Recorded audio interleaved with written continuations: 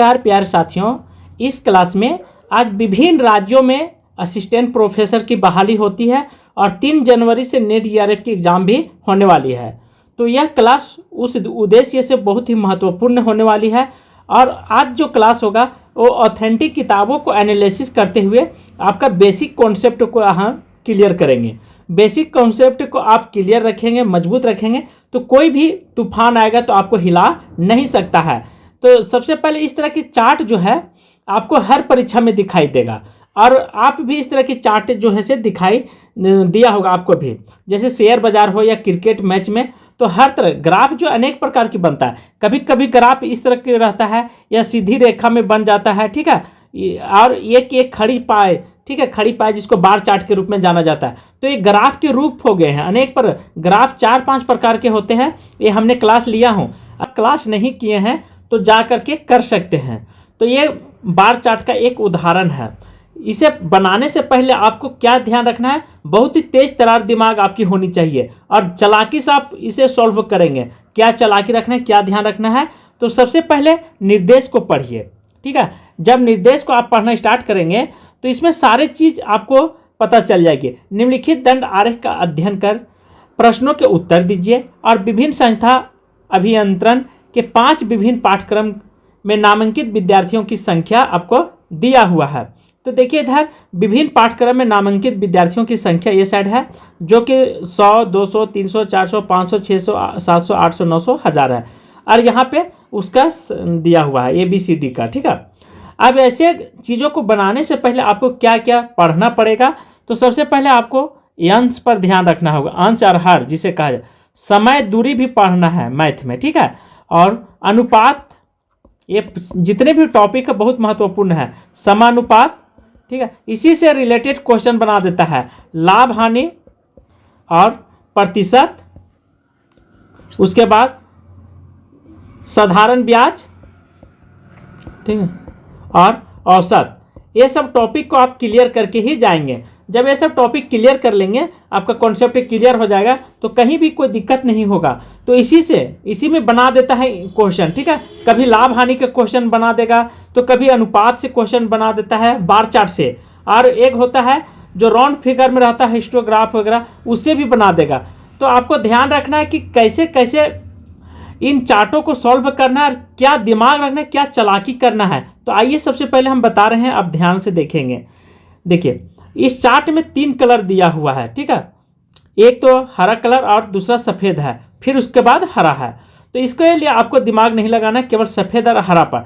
तो हरा कलर जो है से इलेक्ट्रॉनिक अभियंत्रण का पहचान है और सफ़ेद है किस चीज़ का है, कंप्यूटर विज्ञान और अभियंत्रण का है, और हरा फिर है जो है आंतरिकी अभियंत्रण का। ये 3 रंग दिया हुआ है, तीनों का आपको पहचान करना। यहाँ लिखा हुआ नहीं मिलेगा, ठीक है, ये तो संख्या लिखी हुई है, तो आपको कलर से पता करना है। व्हाइट वाला किस चीज़ का है, तो कंप्यूटर विज्ञान अभियंत्रण का है, और हरा जो है से इलेक्ट्रॉनिक अभियंत्रण का, और थोड़ा सा उससे कम हरा है तो ये आंतरिकी अभियंत्रण का।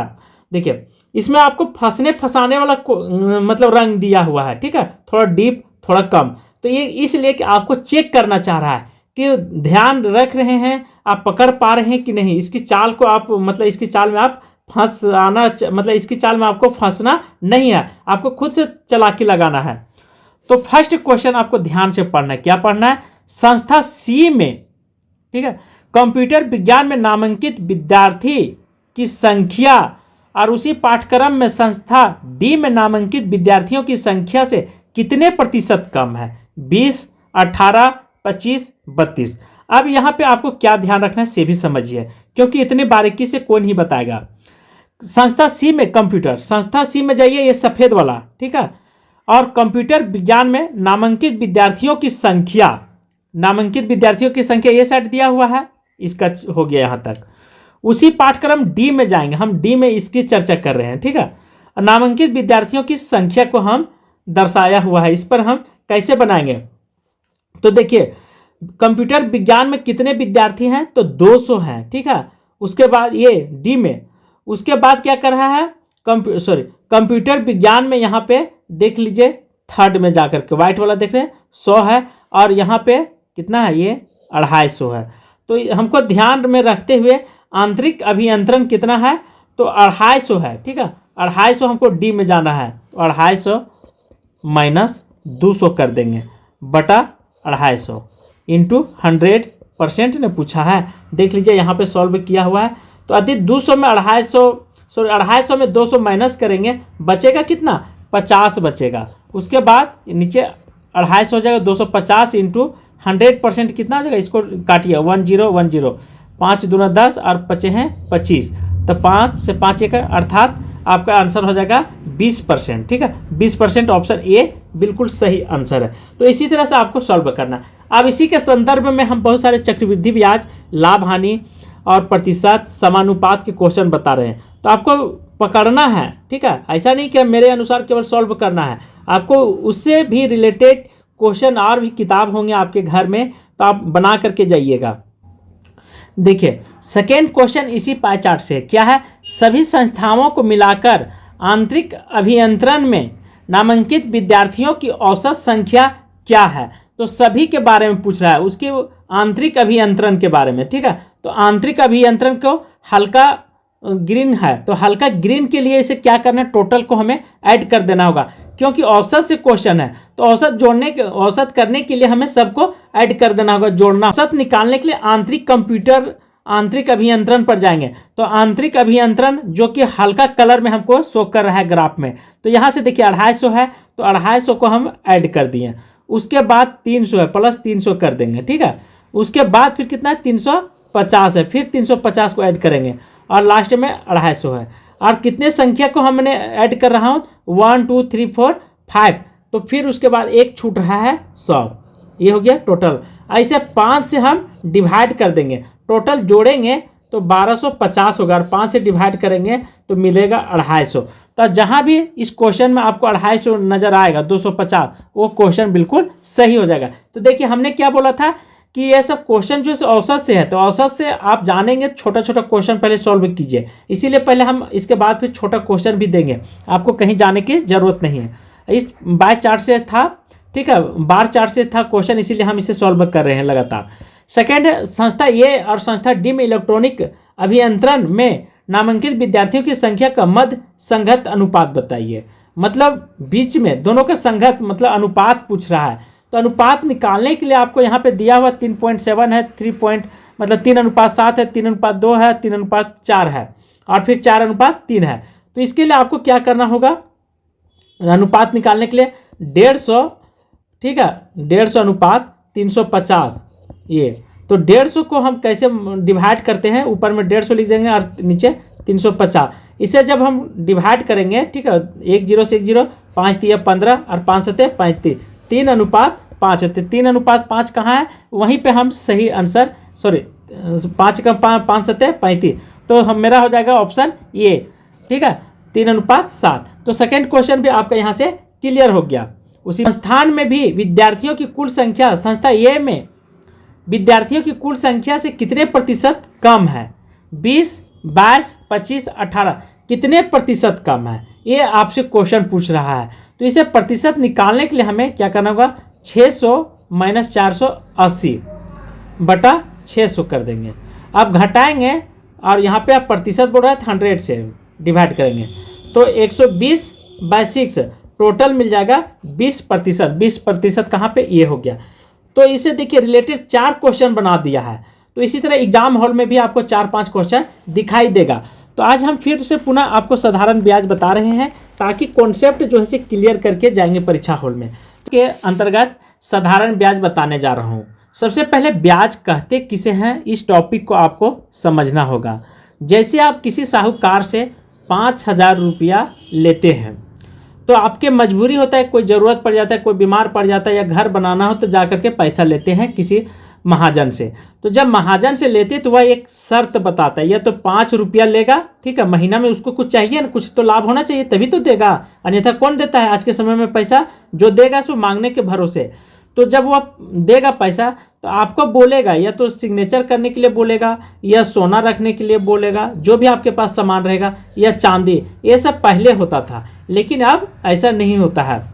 इसके बदले में वो 5,000 देगा तो बोलेगा 5% लेंगे यदि आप ये चीज़ नहीं रख पा रहे तो, ठीक है।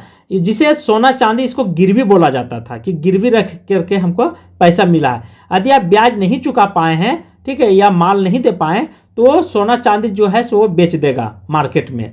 तो इसी को ध्यान में रखते हुए आज हम इसे सॉल्व करेंगे, क्योंकि आपको जीवन है, जिंदगी है, तो हर तरह की जो मैथ होते हैं कॉन्सेप्ट को क्लियर कर लेना है। तो परीक्षा देने से पहले नेट का यदि आप परीक्षा दे रहे हैं तो ध्यान रखेंगे कि मिश्रधन बराबर होता है मूलधन प्लस ब्याज होता है। पूरा हम नहीं लिख रहे हैं, आप शॉर्ट में समझ लीजिएगा। उसके बाद मूलधन, यदि मूलधन निकालना रहेगा तो हम कैसे निकालेंगे, तो मिश्रधन को जोड़ देंगे। क्या करेंगे, मिश्रधन को घटा देंगे और मिश्रधन माइनस ब्याज, तब मेरा निकलेगा, तब कहीं निकलेगा मूलधन निकलेगा, ठीक है। और ब्याज यदि पूछेगा क्वेश्चन में कि ब्याज निकालिए निम्नलिखित, ठीक है, तो ब्याज बराबर फार्मूला होता है मूलधन गुने समय गुने दर होता है बटा 100 होता है। ये ब्याज का फार्मूला हो गया। तो कभी भी आपको ब्याज पूछेगा कि इतना इतना वर्ष में इतना, तो ब्याज के लिए आपको 3 चीज़ की जरूरत होना चाहिए, मूलधन होना चाहिए, समय होना चाहिए, दर होना चाहिए, तभी आप ब्याज निकाल पाएंगे, अन्यथा नहीं। अब समय पूछेगा कितने वर्ष में, तो समय निकालना रहेगा तो ब्याज, ठीक है, ब्याज वहाँ पे दिया हुआ रहेगा क्वेश्चन में, और नहीं देना रहेगा तो आपको निकालना पड़ेगा हल करके। ब्याज इंटू 100 हो जाएगा और मूलधन, ठीक है, गुने दर हो जाएगा। तो आपको इस तरह से समय मिल जाएगी। और समय के साथ यदि दर पूछ देगा, ठीक है, ये चीज़ नीचे वाला, तो दर बराबर फार्मूला तो ऊपर सेम रहेगा, ब्याज, ठीक है, इंटू 100 हो जाएगा, नीचे मूलधन इंटू समय, तो ये मेरा निकल जाएगा क्या, दर निकल जाएगा। तो आपको इन चीज़ों को, इन फार्मूला को ध्यान रखना है। और यदि फार्मूला है कि मिश्रधन बराबर यदि फार्मूला पूछेगा तो हमें क्या निकालना है, मूलधन, ठीक है, इसके बाद छोटी ब्रैकेट देंगे 1 प्लस दर बटा 100, और यहाँ पे ऊपर में समय के अनुसार यहाँ पे कभी कभी को फार्मूला ने एन भी लिखा हुआ रहेगा। तो ये हो गया मिश्रधन का फार्मूला। और बहुत सारे फार्मूला है। यदि पूछेगा कि कोई टी समय में, ठीक है, कोई धन टी समय में, ठीक है, या टी वर्ष में साधारण ब्याज की दर से कितना एन गुना हो जाता है, क्या हो जाता है, एन गुना हो जाता है, तो उसका ब्याज दर निकालिए। तो ब्याज दर मतलब ऐसी परिस्थिति में हम कैसे निकालेंगे ब्याज दर, ये ध्यान रखेंगे। तो ब्याज दर बराबर फार्मूला होता है n-1 बाय टी इंटू यहाँ पे हम कर देंगे 100। तो इस तरह से हमें ज्ञात करना होगा। तो यह फार्मूला आपको किसी भी हाल में भूलना नहीं है, भूलेंगे तो फिर आप गए काम से, ठीक है। उसी प्रकार सेकेंड फार्मूला क्या कहता है कि 2 वर्ष में, ठीक है, कोई धन जो है से R% ब्याज, ठीक है, साधारण ब्याज पूछेगा, साधारण ब्याज की दर से यदि टी समय में, कितना, टी समय में n गुना हो जाता है, तो समय बताइए। तो समय बराबर आपको फार्मूला क्या हम बता रहे हैं, लिख लीजिएगा, n-1 इंटू 100 बाय R हो जाएगा। क्योंकि हमको क्या पूछ रहा है, रेट पूछ रहा है, दर निकालने के लिए पूछ रहा है, तो R को हमको नीचे लिख देना, n-1 इंटू 100, ठीक है। यहाँ पे ये ब्रैकेट जो है से यहाँ ये जगह पे हो जाएगा, सॉरी। तो ब्रैकेट इस तरह, ये फार्मूला मेरा बन करके तैयार हो गया। तो ऐसे फार्मूलाओं को आपको हमेशा ध्यान रखना। तो समय जब निकालना रहेगा तो ये फार्मूला लगाएंगे। और उसी प्रकार थर्ड क्या कहता है, थर्ड बनाने से पहले आपको पढ़ लेना है क्वेश्चन को। कोई धन, ठीक है, कोई धन साधारण ब्याज की दर से क्या होता है, टी वर्षों में n गुना हो जाता है, ठीक है, n गुना हो जाता है। तो n मतलब n2 मतलब n दुगनी गुनी हो जाती है, होने के समय का मतलब n दुगना होने में कितना समय लगेगा, कितना यहाँ पे समय लगेगा। तो इसके लिए आपको फार्मूला मैं दे रहा हूँ। कौन सा फार्मूला काम करेगा, तो सबसे पहले यदि कोई ब्याज, कोई साधारण ब्याज जो है से n समय में n गुना हो जाता है, मतलब जैसे एक वर्ष में आप लिए और फिर वह 3 वर्ष में कितना हो जाएगा, तो साधारण ब्याज की दर से टी वर्षों में n1 गुना हो जाता है, ठीक है। n1 दिया रहेगा, पहले एक समय रहेगा 1 गुना हो जाता है और दूसरा समय रहेगा n2, दो समय मिल जाएगा एक साथ। तो ऐसे परिस्थिति में हमें समय मतलब कितना समय लगेगा, कितना गुना रहेगा, तो कैसे बनाना है, तो इस फार्मूला का आपको ध्यान रखना है। n2 - 1 ऊपर लिखेंगे, ठीक है, बटा दे देंगे n1 - 1, फिर इसको क्या करेंगे ऊपर में ब्रैकेट से अथी कर देंगे और t वर्ष लिख देंगे। क्या लिख देंगे? t वर्ष है। तो ऐसे हमारा क्वेश्चन सॉल्व हो जाएगा। धन, ठीक है, कोई धन r% ब्याज की दर से, ठीक है, n1 हो जाता है, तो उतने ही समय में n2 गुना हो जाता है। इसलिए साधारण ब्याज की दर ज्ञात करें। क्या? दर। तो इसके लिए हमको क्या करना होगा? n2 - 1 फिर n1 - 1 इंटू यहाँ पे r% लिख देंगे। तो इस फार्मूला से यदि हम सॉल्व करेंगे तो मेरा क्लियर हो जाएगा। मैं उदाहरण दे रहा हूँ, ठीक है, ध्यान से देखेंगे और समझेंगे कि 1200 रुपये का 5% वार्षिक ब्याज की दर से, ठीक है, 3 वर्ष में साधारण ब्याज कितना होगा? यहाँ पे आपके सामने ऑप्शन है 1200, 180, 160 या 240, 4 ऑप्शन दिया हुआ है।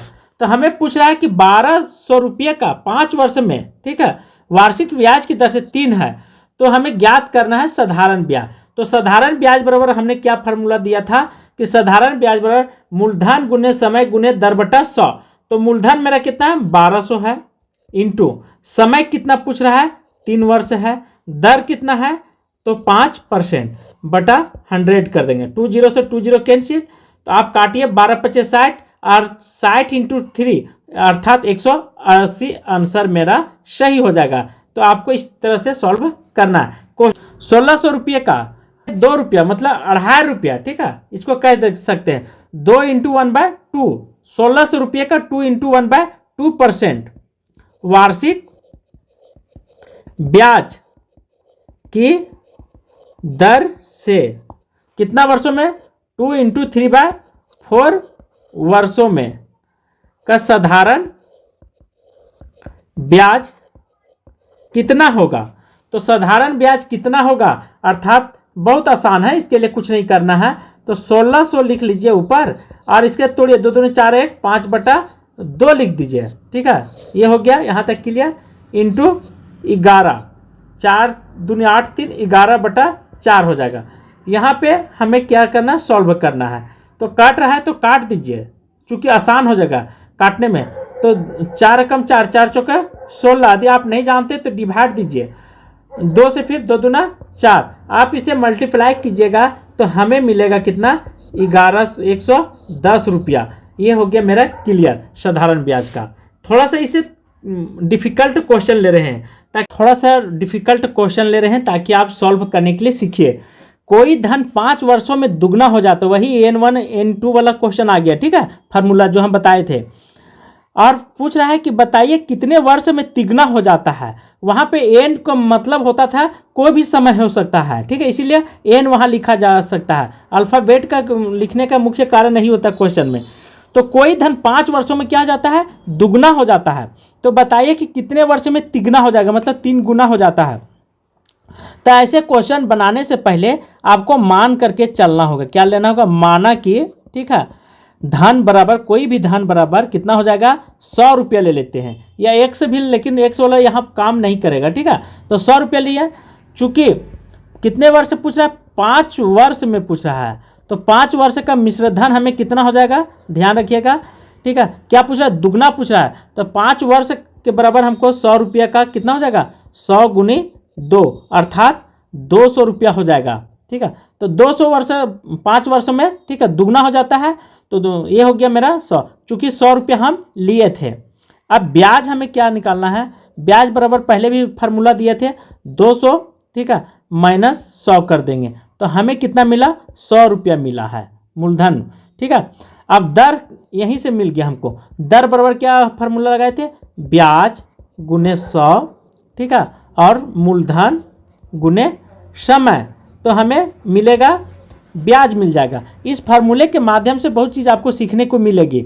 अब यहाँ से हमें को मिल जाएगा, तो दर बराबर सॉल्व करेंगे 100 इंटू 100, ठीक है, 100 इंटू 5, तो हमें मिलेगा 20%। ये हो गया मेरा कंप्लीट। अब पूछ रहा है कि टी समय में, कोई भी समय 3 गुना हो जाता है, तो टी समय में, टी वर्ष में मिश्रधन बराबर, ठीक है, मिश्रधन कितना हो जाता है, 3 इंटू 100, ठीक है, 3 वर्ष बोल रहा है, तिगुना पूछ रहा है, तो 3 से मल्टीप्लाई कर देंगे तो ये मेरा मिल जाएगा 300।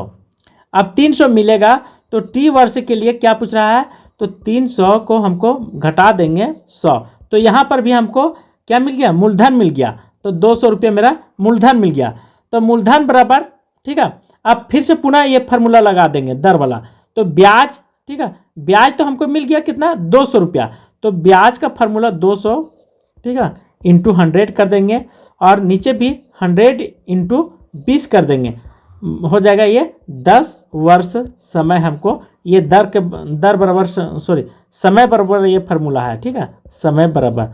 तो ये ऐसे देखिए, थर्ड क्वेश्चन है कि 1500 रुपया दिया हुआ है आपके सामने, ठीक है, 1500 रुपया का वार्षिक ब्याज 8% की दर से 5 वर्षों का मिश्रधन क्या होगा। तो मिश्रधन आपको पूछ रहा है, तो हमने मिश्रधन का एक फार्मूला दिया था, क्या था, मिश्रधन बराबर कि मूलधन इंटू, ठीक है, 1 प्लस दर बटा 100, और यहाँ पे आपको समय लिख लेना है। तो ये हो गया मेरा मिश्रधन निकालने का फार्मूला। तो पूछ रहा है कि 1500 वार्षिक ब्याज की दर से 8% की दर, ठीक है, मूलधन हमको यहाँ 1500 रुपया है, 5 वर्षों का मिश्रधन कितना होगा। तो मिश्रधन किसे कहते हैं, मिश्रधन मूलधन प्लस ब्याज, ठीक है, उसको मिश्रधन कहते हैं। अर्थात आप यदि कोई साहूकार से पैसा लिए हैं, ठीक है, महाजन से, तो आपको मूलधन का फिर उस पर ब्याज लगा देगा, ठीक है, अर्थात जो सूद बना उसको फिर से वो क्या करेगा, ब्याज के रूप में लेना स्टार्ट करेगा, सूद को सूद में ब्याज में कन्वर्ट कर देता है। तो यदि आप नहीं समझ रहे हैं तो अपने पेरेंट्स से आप समझिएगा कि मूलधन क्या होता है, मूल पैसा क्या होता है, ठीक है। तो साहूकार से वो सब कार्य किए होंगे। तो इससे सॉल्व करने के लिए हमें क्या करना होगा, ब्याज पहले हमको निकालना होगा। तो ब्याज बराबर होता है मूलधन गुने समय गुने दर बटा 100 होता है। तो ब्याज हमको कितना है, 1500, ठीक है, इंटू 5 इंटू 8, नीचे 100 कर देंगे, 100 कर दिया। अब इसे सॉल्व कीजिए तो मिलेगा हमको 600 रुपया, क्या मिला, ब्याज मिला। तो जब ब्याज मिल गया तो हमें मिश्रधन निकालना है। तो मिश्रधन निकालने के लिए क्या करना होगा, सबसे पहले आपको इस बिंदु को आपको पकड़ करके चलना होगा। तो मिश्रधन का फार्मूला हमने दिया था मूलधन प्लस ब्याज, तो 1500, ठीक है, 1500 प्लस 600 को जोड़िए, हो जाएगा मेरा 2100 रुपया। ये हो जाएगा मेरा मिश्रधन, हम यहाँ से मिल गया है। तो इतना ही पर नहीं पूछ रहा है, इसको थोड़ा सा और आगे ले जाना है।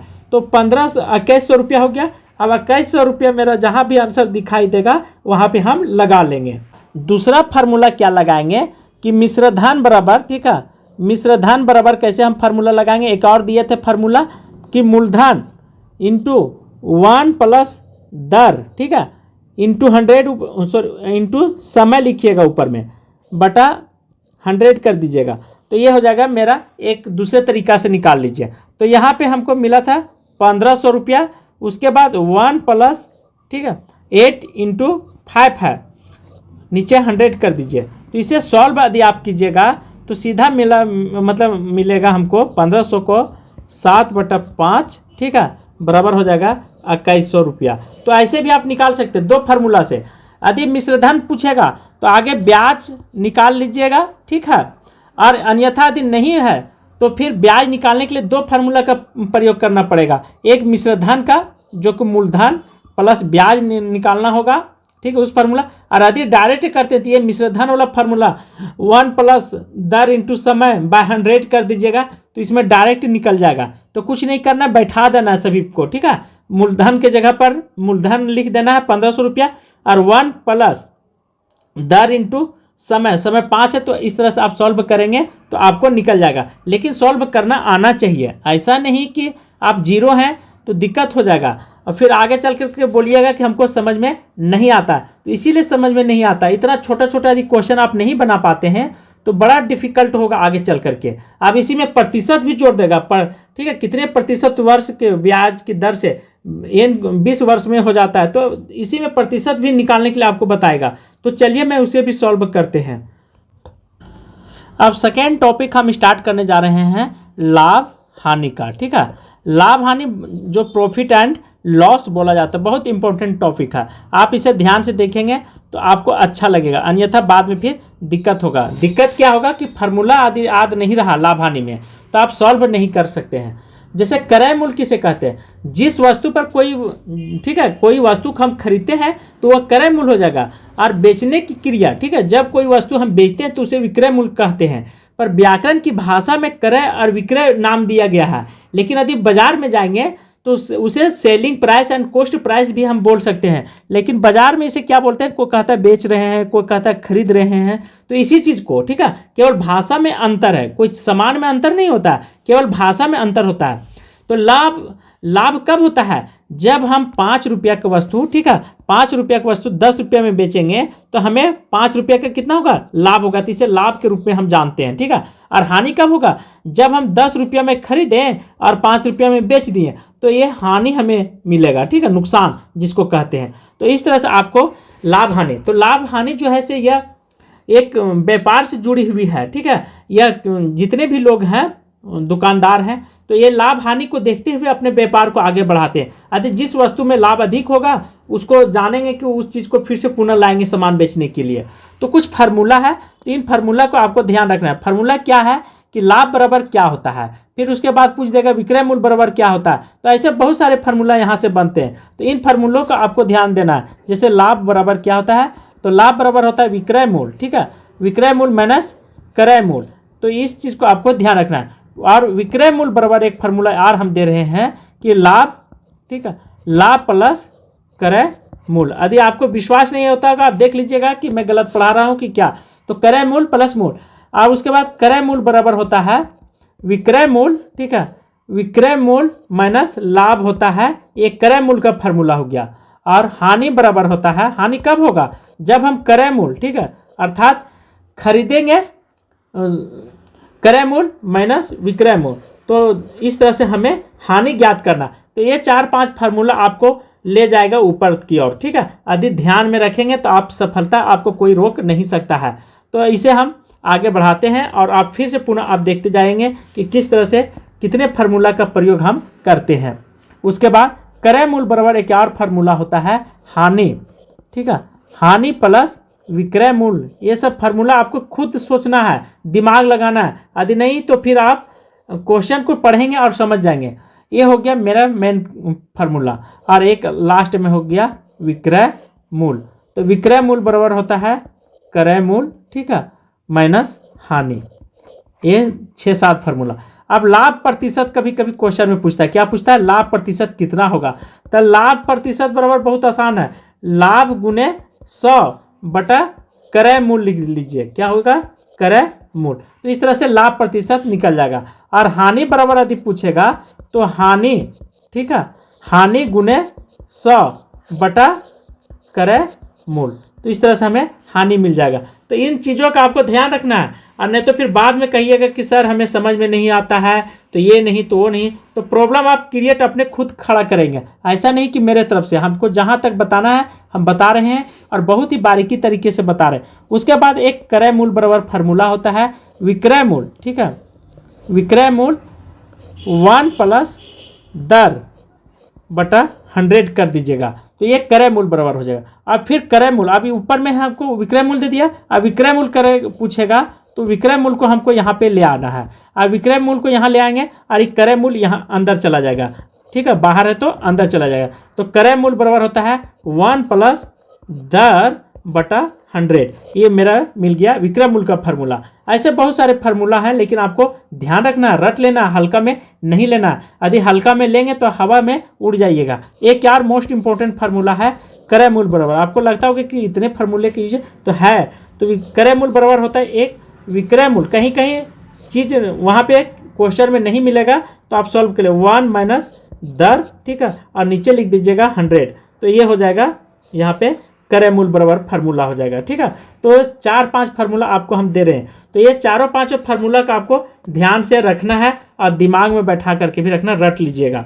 हो सके तो कोई किताब होगा तो वहाँ पर भी आपको दिखाई देगा ये सब। और एक और है विक्रय मूल्य बराबर, क्या है विक्रय मूल्य बराबर एक फार्मूला है क्रय मूल्य, यहाँ लिखिए क्रय मूल्य 1 माइनस दर बटा 100। तो ये हो जाएगा विक्रय मूल्य का फार्मूला। इतने सारे चीज़ों का आपको ख्याल रखना है, ख्याल रखिएगा तो आप सक्सेस ज़्यादा कीजिएगा। कुछ क्वेश्चन हम सोल्व करते हैं इसी फार्मूला पे आधारित है, तो इन फार्मूलों का आपको हमने बताया हूँ। तो फार्मूला को ध्यान में रखते हुए सबसे पहले एक क्वेश्चन हम लिख रहे हैं। देखिए एक इसी क्वेश्चन पर आधारित है, देखिए दोस्तों इसी प्रश्न पर, ठीक है, लाभ हानि के प्रश्न है और इन सभी फार्मूला को क्लियर करने के लिए आपको सॉल्व करना जरूरी है। क्वेश्चन क्या कहता है, एक आदमी ने एक वस्तु 200 रुपये में खरीदी और उसे 250 रुपये में बेच दिया, तो बताइए कितने प्रतिशत का लाभ हुआ कि हानि। ऐसा यहाँ पे नहीं पूछा लाभ, केवल प्रतिशत लगा दिया। क्या लगा दिया, प्रतिशत। तो ऐसे प्रश्नों को सॉल्व करने के लिए हमें क्या करना पड़ेगा, कुछ लिखने नहीं है, क्योंकि कॉम्पिटिटिव एग्जाम में लिखना कम रहता है, लिखिएगा तो समय बर्बाद हो जाएगा। तो लिखने के लिए हमें कुछ नहीं करना, लाभ बराबर से केवल फार्मूला लगा देना है, लाभ, ठीक है, गुने 100 हो जाता है बाय क्रय मूल्य लिख देंगे, ठीक है, क्रय मूल्य। तो लाभ हमें कितना कैसे निकालेंगे, तो 200 रुपये में खरीदा और 250 रुपये में बेच दिया, तो लाभ हमको कितना मिला, 50 रुपये का मिला।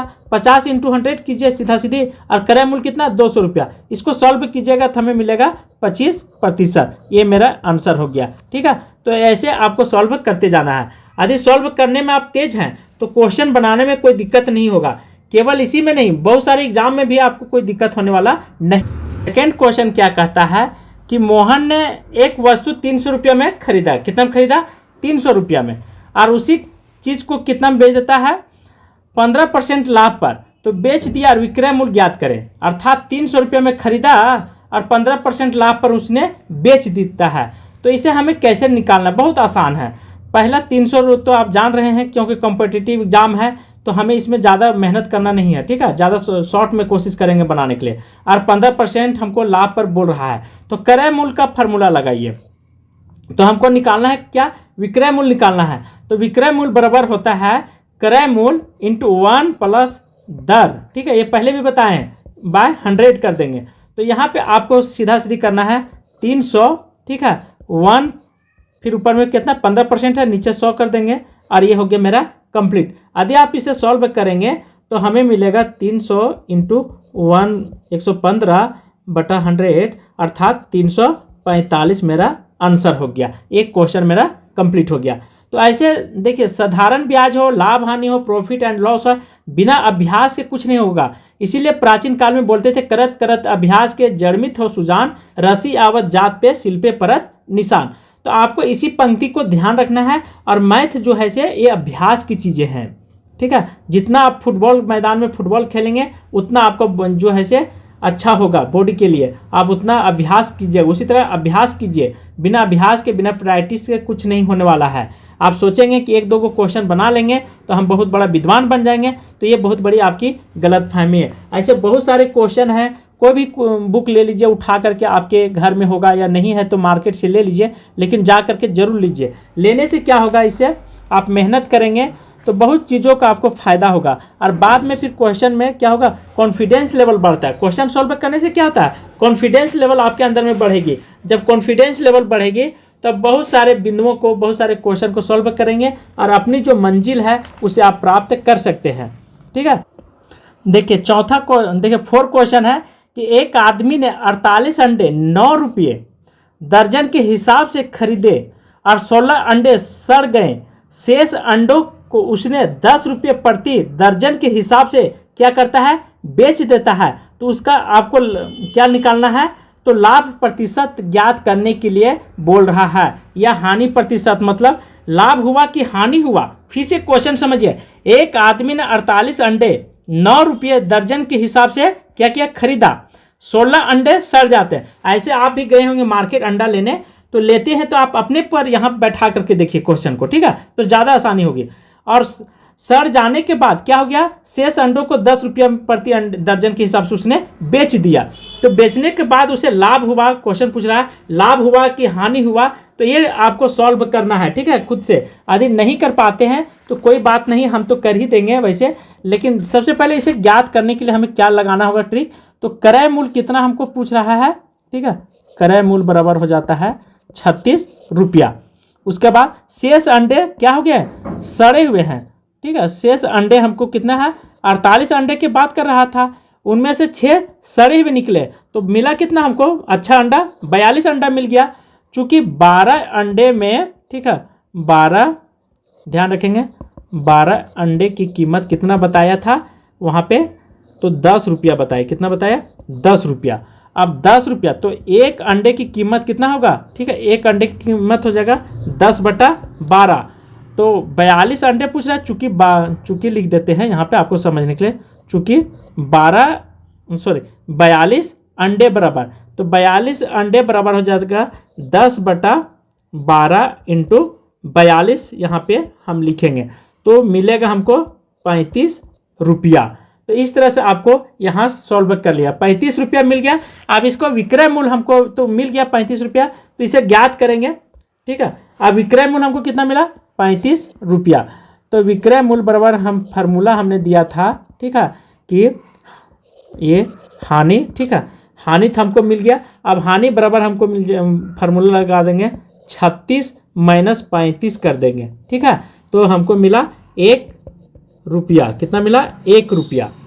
तो हानि बराबर 1 इंटू सीधा लिख देंगे 100 कर देंगे बाय 36 किए, यहाँ पे सॉल्व करेंगे तो 2 पॉइंट, ठीक है, 2 इंटू 7/9 रुपया हमको कितना हुआ, मतलब इतना % हमको हानि हुआ, ठीक है। तो इसे यदि नहीं जानते हैं तो तोड़ सकते हैं, नहीं तो फिर सिंपल ये भागा ऐसे करके दे सकते हैं, कोई दिक्कत नहीं है। तो यहाँ पे यदि आप 100 को डिवाइड कीजिएगा 36 से तो आपको मिलेगा इतना, ठीक है, ये बात आप ध्यान रखिएगा, 2.7/9। तो आपको इन चीज़ों को भी आपको बारीकी तरीके से ध्यान रखना। ये सब टॉपिक जो है ना बहुत इंपॉर्टेंट टॉपिक है, क्योंकि ऐसे ऐसे क्वेश्चन एकदम गारंटी है आने की संभावना है, तो है, ऐसा नहीं कि मैं झूठा क्वेश्चन लेकर के आया हूँ, ठीक है।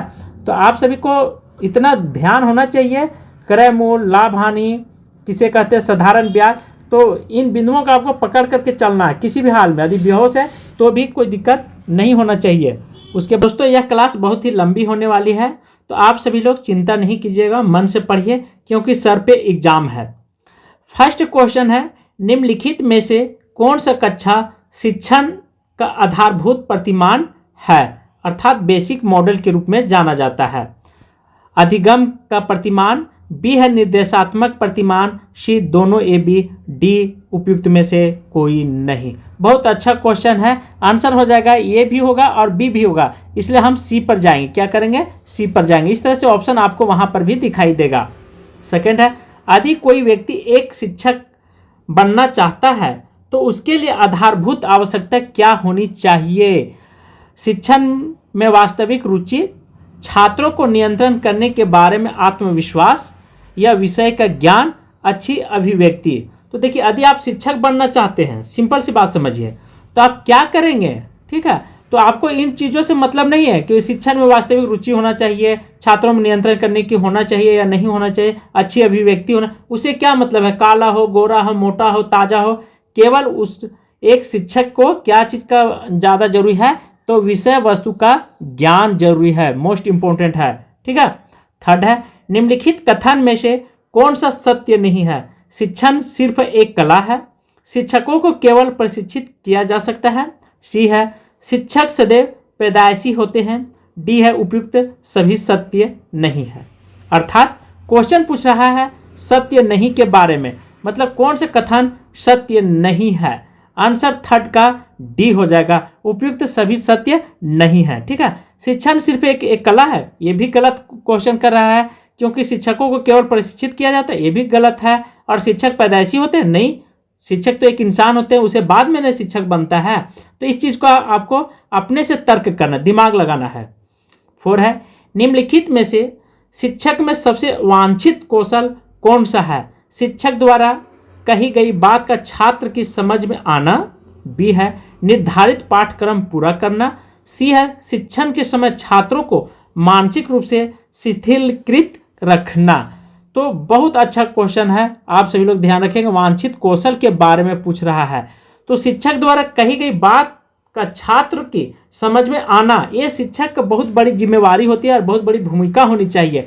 तो मेरा ऑप्शन जो है से ये क्या है, ये सही ऑप्शन है। ठीक है, तो इस पर हम जाएंगे। 5 है, सूची को मैच करना है। ठीक है, यहाँ पे दिया हुआ है एक साइड 1 और दूसरे साइड 2। ये सूची मतलब कॉलम को आपको मिलाना है। एक तरफ शिक्षण का स्तर है, दूसरे तरफ है मुख्य प्रस्तावक है, स्मृति स्तर है, ग्रहण शक्ति है, विचारशील है। दूसरे तरफ देखिए हर्बर्ट है, मॉरिसन है, हंट है। ये किसने कौन सा प्रवृत्ति दिया, कौन सा स्तर दिए, ये आपसे क्वेश्चन पूछ रहा है। और यहाँ पे वैसे नहीं देना है। ठीक है, नेट जीआरएफ का यदि क्वेश्चन दे रहे हैं, आंसर दे रहे हैं, तो कूट में देना होगा। कहीं भी आप जाएंगे तो कूट से ही आपको आंसर होगा। आंसर हो जाएगा 1। ठीक है, ये आंसर हो जाएगा। ये में आप देखिए, ठीक है, फर्स्ट का जो है ये इसमें जाएगा हर्बर्ट ने, फिर सेकेंड का 2 में जाएगा और थर्ड में थर्ड को। ये सिंपल था, कोई बड़ी बात नहीं था। 6 निम्नलिखित में से कौन सा शिक्षण के विभिन्न स्तरों का सही क्रम है? स्मृति स्तर, बोध स्तर, चिंतनशील स्तर। बी है, बोध स्तर, स्मृति स्तर और चिंतनशील स्तर। सी है, चिंतनशील स्तर, बोध स्तर या स्मृति स्तर। डी है, स्मृति स्तर और चिंतनशील स्तर और बोध स्तर। बहुत अच्छा क्वेश्चन है, आप सभी लोग जरूर देंगे। आंसर हो जाएगा स्मृति स्तर और बोध स्तर, चिंतनशील स्तर। ये महत्वपूर्ण है आंसर। 7 है, निम्नलिखित में से कौन सा शिक्षण अधिगम प्रक्रिया से स्वतंत्र चर है? मतलब टीचिंग लर्निंग प्रोसेस है। शिक्षक, शिक्षार्थी, संस्थान या माता पिता। मतलब चर मतलब पूछ रहा है। ठीक है, कौन सा चर जो है से सबसे अलग है? तो शिक्षक जो है से शिक्षण अधिगम प्रक्रिया, अधिगम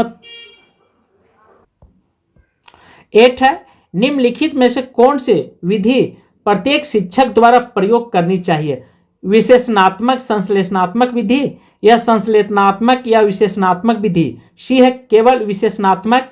डी है, केवल संश्लेषणात्मक। कौन सा विधि जो है से शिक्षक के द्वारा केवल प्रयोग किया जा सकता है, अन्यथा कोई दूसरे व्यक्ति के साथ नहीं? वह है, ठीक है, एनालिसिस एंड सिंथेटिक। ये 2 प्रॉब्लम है जो कर सकता है शिक्षक के द्वारा ही हो सकती है, अन्यथा कभी नहीं। 9 है, यहाँ पे कूट में दिया हुआ और सूची आपको मिलान करनी है। सूची क्या मिलान करनी है कि एक साइड शिक्षण सूत्र है और दूसरे तरफ है प्रतिपादन, अर्थात वैज्ञानिक का नाम और कौन सा क्या नियम दिए हैं। ठीक है, तो संपूर्ण में से यहाँ पे है स्व अध्ययन है, भावना का प्रशिक्षण है, 3 दिया है। अब यहाँ पे गेस्टाल्ट मनोवैज्ञानिक और जानना, डाल्टन है और मोंटेसरी और फ्रेबेल है। 3 वैज्ञानिक आपके सामने दिया हुआ है और तीनों को कूट के रूप में यहाँ पे मैच करना है। तो यदि आप जानते हैं तो आंसर देने की कोशिश कीजिए, अन्यथा फिर हम तो दे ही देंगे। आंसर हो जाएगा 9 का, ये सही है। ठीक है, 10 है, निम्नलिखित में से कौन सा कथन शिक्षण की प्रकृति को दर्शाता है? यह एक कला है, यह एक विज्ञान है, यह विज्ञान एवं कला दोनों है, यह न तो कला है और न विज्ञान है। तो यह क्या है? आंसर हो जाएगा सी, यह विज्ञान एवं कला दोनों है। क्या चीज? शिक्षण की प्रवृत्ति। 11 है, निम्नलिखित में से कौन सा क्रम शिक्षण के 3 स्तरों को दर्शाता है? शिक्षण स्मृति स्तर, शिक्षण का बोध स्तर, शिक्षण का चिंतनशील स्तर या शिक्षण का पेडागोजिकल स्तर। तो शिक्षण का क्रम पूछ रहा है। ठीक है, कौन सा स्तर क्रम है? तो 11 का आंसर ये हो जाएगा कि ये कूट में। ठीक है, कूट को ध्यान रखना है, कहीं भी आप जाएंगे तो कूट पर विशेष ध्यान रखना एग्जाम हॉल में। उसके बाद 12 है, निम्नलिखित में से शिक्षण में कौन सा मुख्य परिवर्तन आधुनिक समय में मुख्यतः देखने को मिलता है? यह शिक्षार्थी केंद्रित होती जा रही है। बी, यह प्रशिक्षु केंद्रित होती जा रही है। सी, यह समूह केंद्रित होती जा रही। डी है, उपयुक्त में से कोई नहीं। तो पूछ रहा है कि शिक्षण में मुख्य रूप से कौन सा परिवर्तन आधुनिक समय में दिखाई देता है? आंसर हो जाएगा 12 का यह शिक्षार्थी केंद्रित होती जा रही है। 13 है, जब शिक्षार्थी आत्मनिर्देशित होता है तो ऐसी स्थिति को दर्शाने के लिए निम्न में से कौन से शब्द का प्रयोग किया जाता है? लॉजिकल या एंडालॉजिकल, सी है दूरस्थ शिक्षा, डी है उपयुक्त में से कोई नहीं। तो कौन सा चीज़ें हमें प्राप्त करना चाहिए या कौन सा उपाय ढूंढनी चाहिए? आंसर बी हो जाएगा एंडालॉजिकल उपाय हमें करना चाहिए। यह बात आप ध्यान रखें।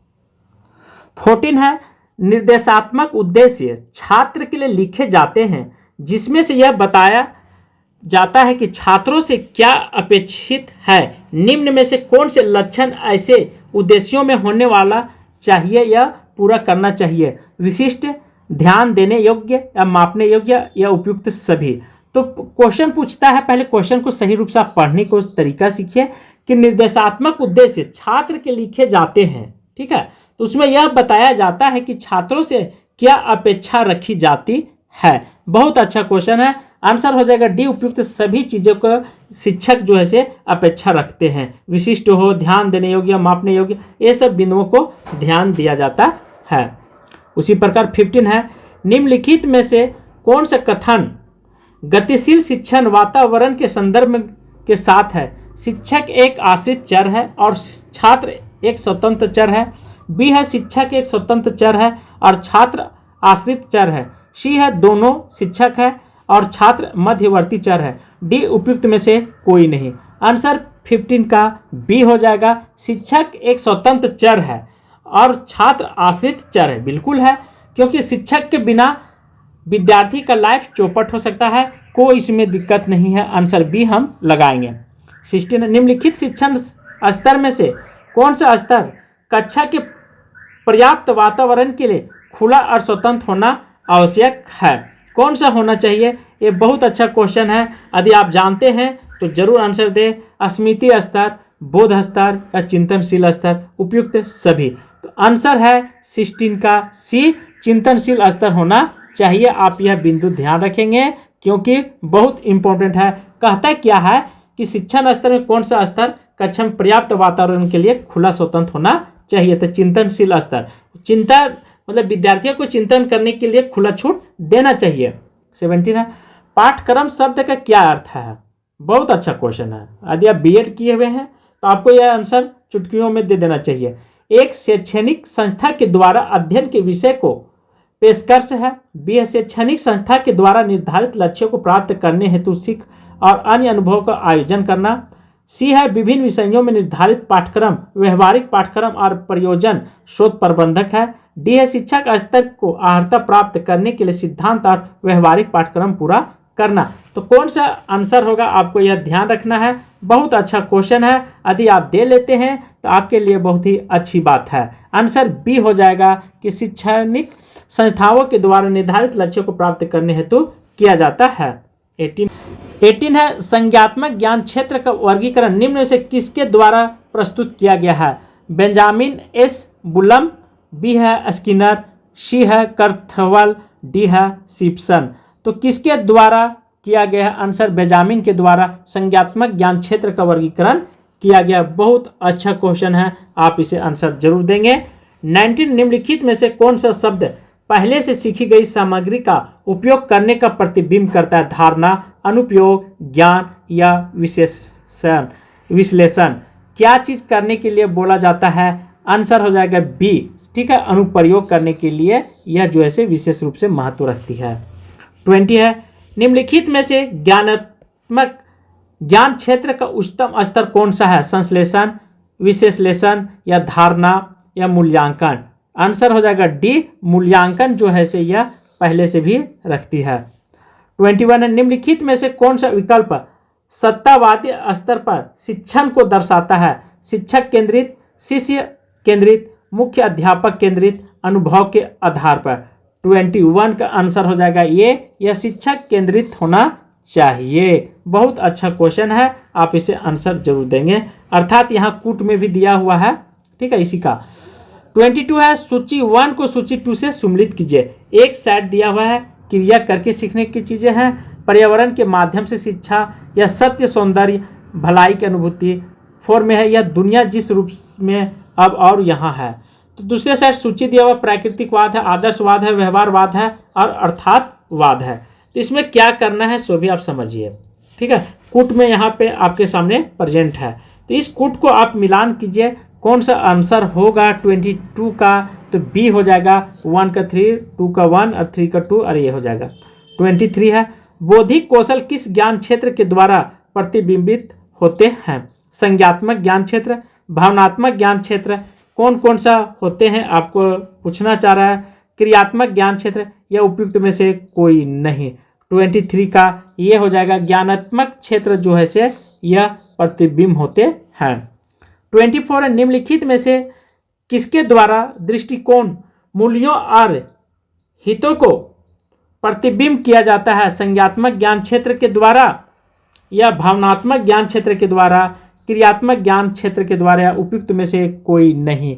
यह आप आंसर दे सकते हैं। आंसर बी हो जाएगा, यह भावनात्मक ज्ञान क्षेत्र के द्वारा किया जाता है। मोस्ट इंपॉर्टेंट क्वेश्चन है, आप इसे जरूर देंगे। 25 निम्नलिखित में से कौन सा ज्ञान क्षेत्र शारीरिक कौशल से संबंधित है? संज्ञात्मक ज्ञान क्षेत्र, भावनात्मक ज्ञान क्षेत्र, मनोसंचालित ज्ञान क्षेत्र, ये उपयुक्त में से कोई नहीं। कौन सा है ये आपसे एग्जामिनर जानना चाहता है, तो वह मनोसंचालित ज्ञान क्षेत्र जो है से यह शरीर से ताल्लुक रखता है। 26 है निम्नलिखित में से कौन सा एक उदाहरण संज्ञात्मक ज्ञान क्षेत्र के रूप में उद्धृत किया जाता है? किसी विशेष विषय का वर्णन करना, फोटो मूल्यांकन का विकास या निबंध लिखना, अनुसरण करना या उत्तरदायित्व लेना। तो बहुत अच्छा है, ज्ञानात्मक क्षेत्र के रूप में उद्धृत किया जा सकता है। आंसर ये हो जाएगा किसी भी विशेष विषय का वर्णन करना। 27 है निम्नलिखित में से किसको शिक्षण के संदर्भ में मनोसंचालित के उदाहरण के रूप में लिया जा सकता है? पर्यावरण प्रदूषण के लिए जागरूकता को दर्शाना, बी प्रयोग करना, सी दोनों प्रयोग के परिणामों का लेखा करना, डी है एक कहानी का वर्णन करना। 27 का बी हो जाएगा प्रयोग करना, ये बहुत इंपॉर्टेंट है। 28 है निम्नलिखित कथनों में से कौन सा कथन असत्य है? शिक्षा और शिक्षण एक ही अवधारणा है, बी शिक्षा और शिक्षण में अंतर है, सी शिक्षण प्रशिक्षण अनुसंधान की तुलना में एक व्यापक शब्द है, डी है उपयुक्त सभी। बहुत इंपॉर्टेंट है। 28 का आंसर ये हो जाएगा शिक्षा और शिक्षण एक ही साधारण धर्म है, इसलिए आप इसे जरूर ध्यान से आंसर देने की कोशिश कीजिएगा। ये बहुत इंपॉर्टेंट क्वेश्चन है, यहाँ पे असत्य के बारे में पूछ रहा है। 29 निम्नलिखित में से कौन सा शिक्षण के क्षेत्र में विशेषज्ञता को दर्शाता है? अवधारणाओं को ज्ञान, शिक्षण कौशल, निर्णय लेने की कौशल, उपयुक्त सभी। तो पूछ रहा है विशेषज्ञता मतलब अधिक ज्ञान, ठीक है, कौन सा क्षेत्र दर्शाता है? 29 का आंसर हो जाएगा, बहुत अच्छा क्वेश्चन है, डी हो जाएगा उपयुक्त में सभी, ठीक है, ये बात आप ध्यान रखेंगे। 30 है निम्न में से किस प्रकार का व्यक्तित्व शिक्षण के दृष्टिकोण से सबसे अधिक अनुपयुक्त है? जो एक कठोर अनुशासक है, बी है जो अपने विषय को अच्छी तरह से जानता हो, या सी दिया हुआ इसी के नीचे देख लें कि जिसकी शिक्षण में कोई अभिरुचि नहीं है, डी है नैतिक मूल्यों को सिखाता हो। तो किस तरह से व्यक्ति होना चाहिए? 13 का आंसर सी हो जाएगा, जिसकी शिक्षण में कोई अभिरुचि नहीं होना चाहिए। 31 है निम्न में से कौन सा अध्यापन के सिद्धांत है? मनोवैज्ञानिक से तार्किक की ओर, विश्लेषण से संश्लेषण की ओर, 3 है मूर्त से अमूर्त की ओर, 4 है प्राकृतिक का पालन करना। तो बहुत अच्छा यहाँ कूट में दिया हुआ है कि लगातार कौन सा सही होगा, केवल एक क्वेश्चन नहीं, एक आंसर नहीं देना है। आंसर यहाँ पे डी देख लीजिए, उपयुक्त सभी जो है से होगा इस क्वेश्चन के अनुसार, ठीक है, क्योंकि ये अध्यापन के सिद्धांत है। मनोवैज्ञानिक तार्किक होना चाहिए, ठीक है, विशेष और संश्लेषण होना चाहिए, मूर्त अमूर्त होना चाहिए, प्राकृतिक का पालन करना चाहिए। 32 है, निम्न में से कौन सा विकल्प विश्लेषण के अर्थ को दर्शाता है? संगठन में भाग में एक समस्या का हल ढूंढने की क्षमता, संकट भागों का संयोजन करना, सी है दोनों ए बी, डी उपयुक्त में से कोई नहीं। बहुत अच्छा क्वेश्चन है, आप जरूर आंसर देंगे। यदि दे पाते हैं तो भी आपके लिए अच्छी बात है और नहीं दे पाते हैं तो भी अच्छी बात है। आंसर 32 का ये हो जाएगा, संगठक भाग में एक समस्या का हल ढूंढने की क्षमता। 33 निम्नलिखित में से कौन सा शब्द कक्षा शिक्षा में विषय वस्तु को सरल ढंग प्रस्तुत करने के नियमों के लिए उपयुक्त किया जाता है? शिक्षण विधि, शिक्षण सिद्धांत या शिक्षण तकनीकी, शिक्षण रणनीति, कौन सा होना चाहिए? 33 का आंसर जो है बहुत अच्छा क्वेश्चन है, आप यदि दे लेते हैं आंसर बी हो जाएगा, शिक्षण सिद्धांत। 34 है, शिक्षक द्वारा शिक्षण को अधिक प्रभावी बनाने के लिए कम विद्यार्थी को वास्तव में कक्षा में निम्नलिखित में कौन सा विकल्प प्रयोग लाना चाहिए? अधिगम संबंधित समस्याओं की पहचान करना, बी है छात्रों पर व्यक्तिगत ध्यान देना, सी है अनुदेशन को छात्रों के बीच की भिन्नताओं को ध्यान में रखकर बनाना, डी है उपयुक्त सभी। तो क्या होना चाहिए, क्या नहीं होना चाहिए? 34 का आंसर जो है वह डी हो जाएगा, उपयुक्त सभी। अब निम्न में से शिक्षण समन्वयवास के प्रारंभ में सबसे महत्वपूर्ण एकल कारक कौन सा है? शिक्षण की सराहनीय अकादमिक पृष्ठभूमि, बी है संचार कौशल, सी है शिक्षक का अपना व्यक्तित्व और क्षमता को कक्षा और विद्यार्थी छात्रों से संबंध करना या आयोजन करना। बहुत इंपॉर्टेंट क्वेश्चन है, आप इसे जरूर आंसर देंगे। आंसर सी हो जाएगा, शिक्षक का अपना व्यक्तित्व और क्षमता को कक्षा में छात्रों के बीच में करना लाना। ठीक है। 36 है, निम्नलिखित में से कौन से कथन प्रभावी शिक्षण के संदर्भ में सही है? कक्षा में अनुशासन बनाए रखना, सी है शिक्षकों द्वारा छात्रों को सिखाना और समझाना, डी है शिक्षक को शिक्षण में अभिरुचि होना। तो कौन सा यह लक्षण प्रभावी शिक्षण के लिए जाना जाएगा या जाना जाता है? यदि आप जानते हैं तो आंसर देंगे सी, शिक्षकों के द्वारा छात्रों को सिखाना। 37 है, सूची 1 को सूची 2 में मिलाना है। टैगोर है, विवेकानंद है, जो सामंजस्य व्यक्तित्व का विकास, कर्म का सिद्धांत, और इधर है महात्मा गांधी और बौद्ध धर्म। तो ये चारों चीज क्या चीज दर्शाता है? तो आपको इस चीज को ध्यान रखना है कि कौन सा कूट सही होगा और कौन सा कूट गलत होगा। तो 37 का आंसर हो जाएगा सी, 1 का 3 और 2 का 4 हो जाएगा। ठीक है, और 4 का 2 हो जाएगा। इस तरह से आपको मिला लेना है। 38 है, यह किसने कहा कि शिक्षा मानव निर्माण है जो चरित्र निर्माण करती है और मन की शक्ति बढ़ाती है, ज्ञान का वास्तविक करती है, जिनके द्वारा आदमी अपने पैरों पर खड़े हो सकता है? स्वामी विवेकानंद, गुरु रविंद्रनाथ टैगोर, स्वामी दयानंद सरस्वती, उपयुक्त में से कोई नहीं। यह पंक्ति आपसे पूछ रहा है कि यह पंक्ति किस व्यक्ति के द्वारा दी गई है। बहुत इंपॉर्टेंट पंक्तियां हैं, यदि आप दे लेते हैं तो नहीं भी कोई दिक्कत नहीं, लेकिन आप रट जरूर लेंगे। यह स्वामी विवेकानंद के द्वारा दी गई कथन है।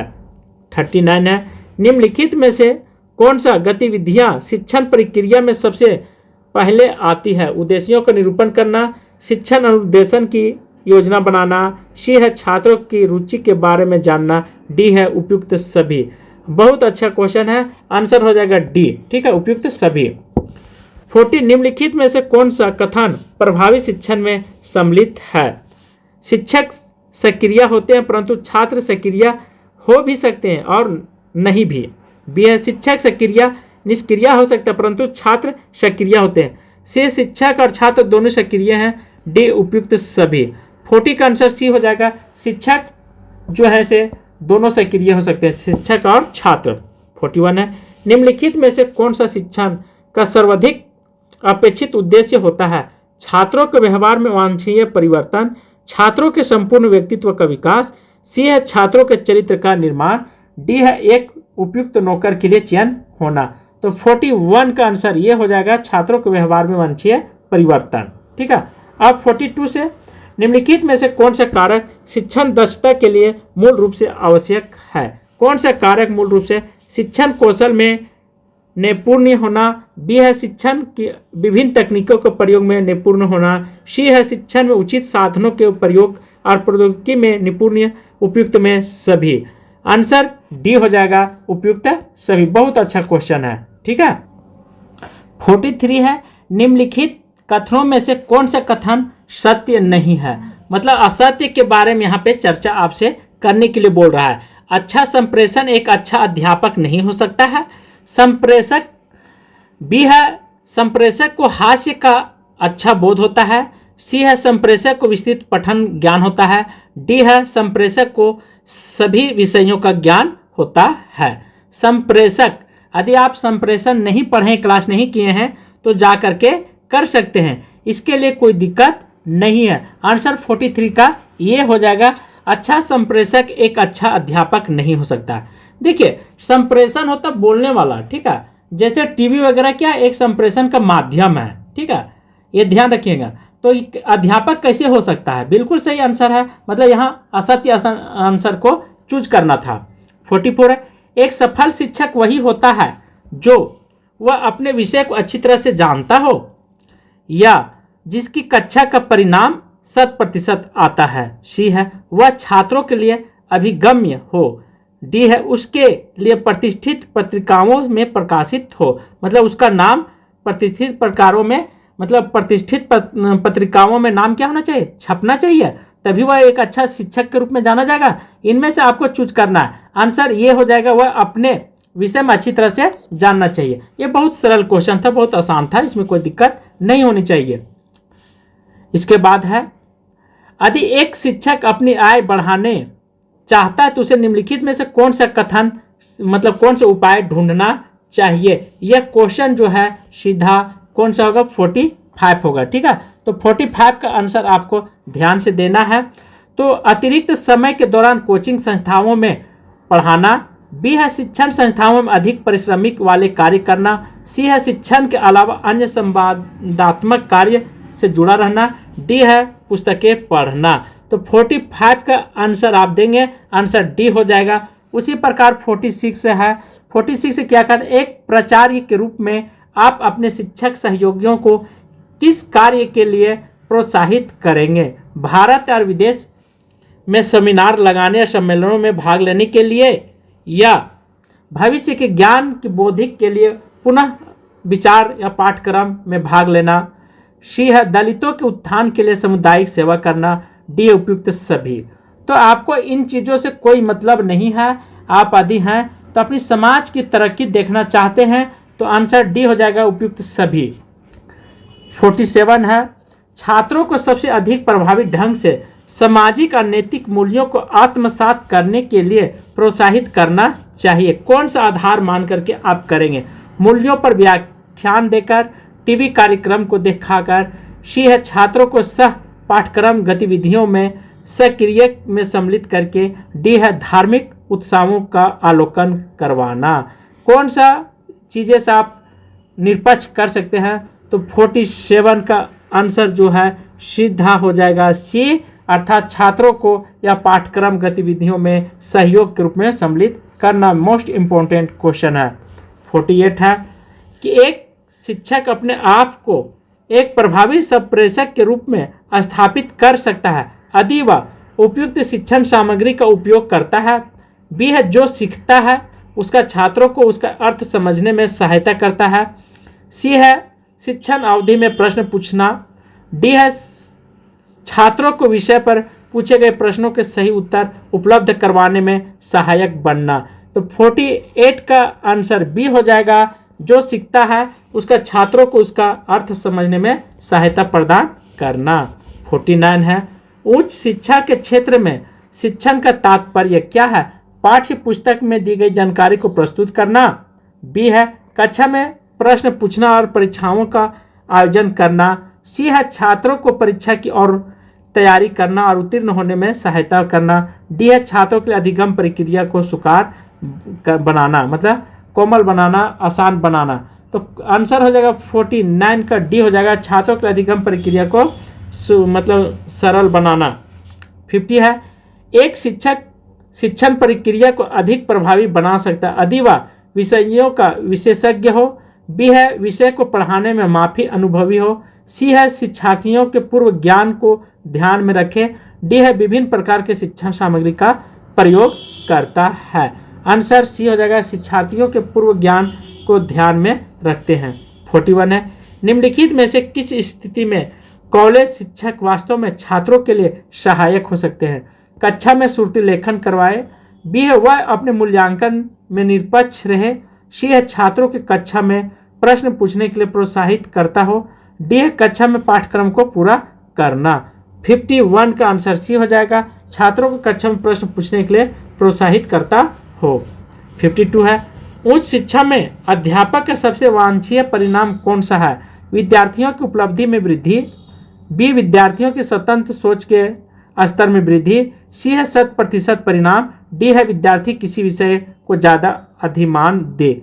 52 का आंसर बी हो जाएगा, विद्यार्थियों की स्वतंत्र और सोच को स्तर देना। बहुत इंपॉर्टेंट क्वेश्चन है और आंसर भी आप इसे जरूर देंगे। 53 है, पुस्तकें संचार का एक शक्तिशाली स्रोत हो सकता है। अधिक सामान्य सारांश प्रदान कर सके। बी है पाठ सामग्री दृष्टांत दर्शक है। सी है मध्यम हिंदी है। डी है अदीब पाठ सामग्री को अच्छी छाप के माध्यम से प्रस्तुत किया जाता है। आंसर 53 का सीधा बी हो जाएगा, पाठ सामग्री का दृष्टांत दर्शक होना चाहिए।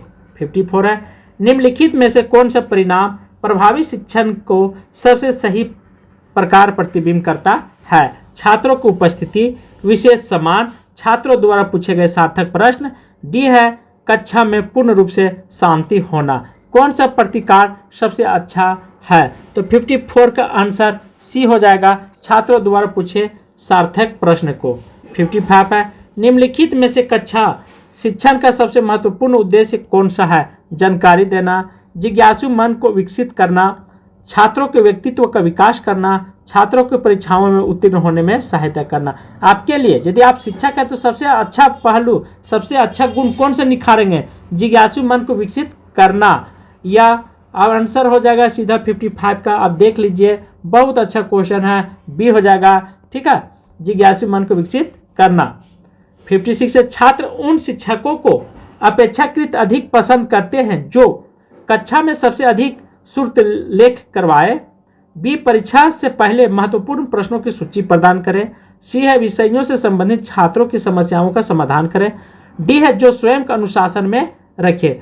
56 का आंसर सी हो जाएगा, जो विषयों से संबंधित छात्रों की समस्याओं का समाधान कराता हो। 57 निम्नलिखित में शिक्षण का मुख्य उद्देश्य कौन सा है? पाठ्यक्रम से संबंधित जानकारी देना, परीक्षा के लिए छात्रों को तैयार करना। सी है छात्रों को रोजगार संबंधी सहायता प्रदान करना। डी है छात्रों की सोच शक्ति को विकसित करना। आंसर सीधा हो जाएगा 57 का डी हो जाएगा, छात्रों को सोच को विकसित करना। इस बात को आपको ध्यान रखना है। ठीक है, ये सब पहलू आपको कभी भूलना नहीं है, ये सब क्वेश्चन, क्योंकि ये सब आया हुआ क्वेश्चन है। यदि आप इसे भूलेंगे तो फिर हवा में उड़ जाएंगे। 58 है, उच्च शिक्षा में एक एग्जाम दे रहे हैं तो उच्च शिक्षा ग्रहण कर रहे हैं, इसमें आपकी क्या भूमिका होना चाहिए? छात्रों को जानकारी प्रदान करना या केवल परीक्षा के लिए छात्रों को तैयार करना, छात्रों को स्वयं सीखने के लिए प्रेरित करना, या छात्रों के बीच प्रतिस्पर्धा को प्रोत्साहित करना? क्या होना चाहिए? तो आप सोच करके आंसर देंगे, वह होगा कूट में दिया हुआ है, सी हो जाएगा। ठीक है, अर्थात 1 भी सही है और 3rd भी सही है और 4 भी, छात्रों के बीच प्रतिस्पर्धा को प्रोत्साहित करना, क्योंकि प्रतिस्पर्धा नहीं होगी तब तक छात्र आगे निकलेंगे नहीं। 59 है, एक प्रभावी शिक्षक सुनिश्चित करता है कि कक्षा में छात्रों में परस्पर सहयोग की भावना उत्पन्न हो। बी है उसे कक्षा में हस्तक्षेप न करना पड़े। सी है छात्रों के बीच प्रतियोगिता हो। डी है स्थिति की मांग अनुरूप कक्षा में प्रतियोगिता या परस्पर सहयोग की भावना उत्पन्न होता है। 59 का आंसर डी हो जाएगा, वह स्थिति की मांग को सृष्टि है। एक नए शिक्षक के लिए सबसे कठिन कार्य अपनी प्राथमिकताएं स्थापित करना होता है।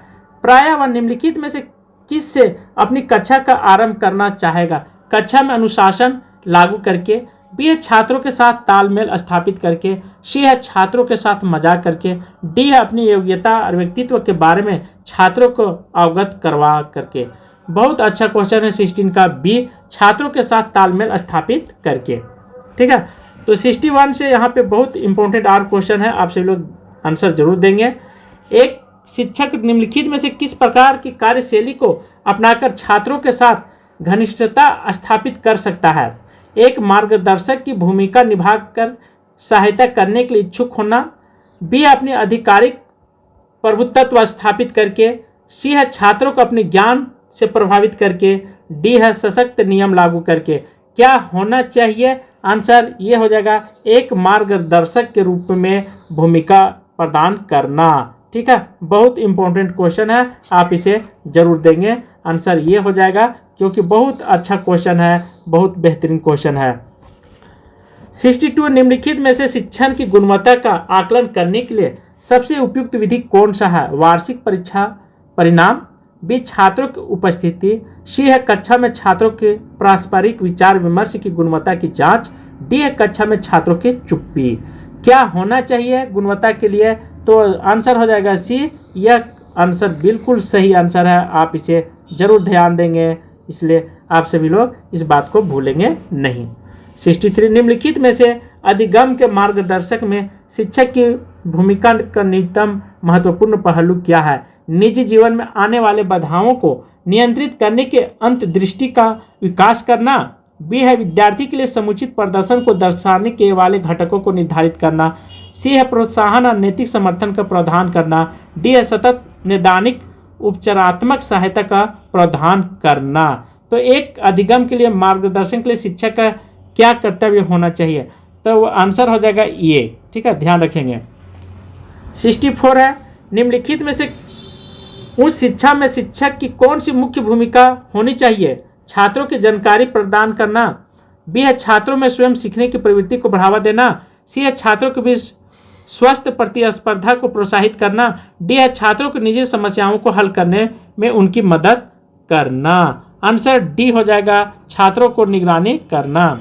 65 निम्नलिखित गतिविधियों की कक्षा संचार के तार्किक क्रम में क्रमबद्ध कीजिए। तो यहाँ पे किए गए, पहला में दिया किए गए कार्य का विश्लेषण, बी है योजना और तैयारी, सी है सामग्री और प्रस्तुति, 4 है संशोधन और सुधार। तो 65 का आंसर बी हो जाएगा। ठीक है, कुट में यहाँ दिया हुआ है, अर्थात 2, 3, 1, 4 ये चारों सही है। 66 निम्नलिखित में से कौन सा कथन प्रभावी शिक्षण को अंकित नहीं करता? एक शिक्षक उत्साह के साथ सिखाता है, ये बिल्कुल नहीं करता है। एक शिक्षक अपने छात्रों को त्रुटि ढूंढता, ये भी नहीं करना चाहिए। एक शिक्षक कक्षा से नियंत्रण के वनस्पति शिक्षण पर अधिक बल देता है। डी है एक शिक्षक कोर्स पूरा करने के बजाय विषय को समझाने की रुचि रखता है। तो अंकित नहीं करता है, शिक्षण में कौन सा प्रभावी अंकित नहीं करता है, ये आपसे पूछ रहा है क्वेश्चन। बी हो जाएगा, एक शिक्षक अपने छात्रों को त्रुटि ढूंढता है। तो ये बिल्कुल सही है, क्योंकि ये त्रुटि नहीं ढूंढेगा तब तक ले वो शिक्षा ग्रहण बच्चों के कैसे दे पाएगा अच्छी तरह से। 67 यदि एक छात्र परीक्षा में असफल होते हैं तो निम्नलिखित में से उसकी त्रुटि माना चाहिए या मानना चाहिए? शिक्षक, प्रधानाचार्य, स्वयं छात्र, या इस बात का सामान्यीकरण नहीं किया जा सकता है? मतलब कोई भी छात्र यदि फेल होता है तो क्या त्रुटि आप निकालेंगे? ठीक है, आपके कक्षा में कोई स्टूडेंट फेल हो जाता है तो ध्यान रखेंगे डी, क्योंकि इसका कोई अच्छा पहलू नहीं है। ठीक है, यदि शिक्षक अच्छे हैं तो जरूरी नहीं, ट्रेन अच्छा हो तो पटरी की भी जरूरत होती है अच्छे पटरी बनाने का। ठीक है, तभी अच्छी तेज ट्रेन उस पर दौड़ सकती है, अन्यथा कभी नहीं। 68 एक शिक्षक छात्रों को ध्यान आकर्षित में सक्षम नहीं है, ऐसी स्थिति में शिक्षक को कौन सा कदम उठाना चाहिए? अपनी शिक्षण विधि का मूल्यांकन करे और उसमें आवश्यक अनुसार सुधार करे। बी है पद से इस्तीफा देना चाहिए, सी है अपने विद्यार्थियों की त्रुटि ढूंढनी चाहिए, डी है आज्ञापूर्वक ध्यान देने के लिए कहना चाहिए। तो 68 का आंसर ये हो जाएगा। बहुत अच्छा क्वेश्चन है कि अपनी शिक्षण विधि को मूल्यांकन करना चाहिए। ठीक है, ये शिक्षक का कर्तव्य होता है और उसमें आवश्यकता के अनुसार सुधार करनी चाहिए, तभी तो कोई संस्था एक अच्छी संस्था बन सकती है, अच्छी विद्यालय बन सकती है। 69 एक शिक्षक का प्राथमिक कार्य है निर्धारित पाठ्यक्रम को पढ़ाना, छात्रों को मार्गदर्शन कराना, सीखने के लिए प्रेरित करना। सी है नैदानिक और उपचारात्मक सहायता प्रदान करना। डी है बेड़ों की आज्ञा मानने की प्रवृत्ति को विकसित करना। तो डी में है बड़ों की आज्ञा मानने की प्रवृत्ति को विकसित करना। क्या होना चाहिए एक अच्छी शिक्षक के गुण? आंसर हो जाएगा बी, निर्धारित पाठ्यक्रम को पढ़ाना, क्योंकि ये सब जितने भी हैं तो शिक्षा से रिलेटेड है, शिक्षक है, तो उसी से आंसर आपको भी देना है। ठीक है, चालाक रहेंगे तो आंसर दे लेंगे। 70 निम्नलिखित में से कौन सा कथन एक असफल शिक्षक व्यवहार के लिए आवश्यक को चित्रित करता है? छात्रों को सदैव प्रेरित करता है, अनुकूल और प्रगतिशील दृष्टिकोण। सी है छात्रों के प्रति उदासीन रवैया और पूर्ण रूप से दिनचर्या पर केंद्रित। डी है समझ और अनुभूति। बहुत अच्छा क्वेश्चन है, यदि आप इसे दे लेते हैं 70 का आंसर सी हो जाएगा, छात्रों के प्रति उदासीन रवैया को पूर्ण रूप से दिनचर्या में केंद्रित करना। 71 है निम्नलिखित में से कौन सा कथन एक अच्छे शिक्षक के संदर्भ में सही है? कक्षा में पढ़ाए जाने वाले शिक्षक का अवलोकन प्रदान करना चाहिए। बी है अच्छा संचार कौशल होना चाहिए। सी है अपने विषय पर अच्छी पकड़ होनी चाहिए। डी उपयुक्त सभी। 71 का आंसर डी है, ठीक है, उपयुक्त सभी। 72 निम्नलिखित में से एक नए शिक्षक के लिए कौन सा वांछनीय उत्तरदायित्व है? पाठ्यक्रम में बदलाव करना, मतभेदों के होते हुए भी साथी शिक्षक के साथ सहयोग करना, संस्थान की कार्यप्रणाली का अनुसरण करना। डी है उपयुक्त में सभी। आंसर बी हो जाएगा, मतभेदों के बीच भी शिक्षकों के साथ सहयोग प्रदान करना।